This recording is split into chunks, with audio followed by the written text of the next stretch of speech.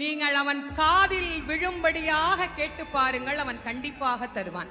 நிறைய பேர் சொல்றாங்க, நாங்களும் கேட்டுட்டு தாங்க இருக்கிறோம், எங்களுக்கு அவன் கொடுக்க மாட்டேங்கிறான் அப்படின்னா, இறைவன் வெளியிலிருந்து நாம் கொடுக்கின்ற எந்த பொருளையும் தனக்கென ஏற்றுக்கொள்வதில்லை. நானே தயாரித்து ஒன்று கொடுத்தால் இறைவன் அதை ஏற்றுக்கொள்வான். நிறைய பேர் நான் கூடையா பூ வாங்கிட்டு போறேன், நான் அப்படி அபிஷேகம் பண்றேன், இப்படி அபிஷேகம் பண்றேன், எல்லாம் வெளியிலிருந்து வந்தது தானே.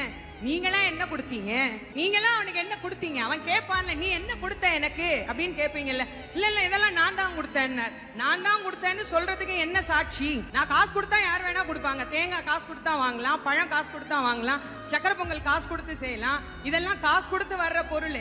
நானா உன்னை உருவாக்கி அவனுக்கு கொடுக்கணும். அது என்ன முடியும்? என்ன அவனுக்கு நானா கொடுக்க முடியும்? நானா அவனுக்கு தரக்கூடிய விஷயம் என்று ஒன்று இருந்தால் 2 சொட்டு கண்ணீர். அதை தவிர வேற ஒண்ணுமே கிடையாது. நீங்கள் அவன் காதில்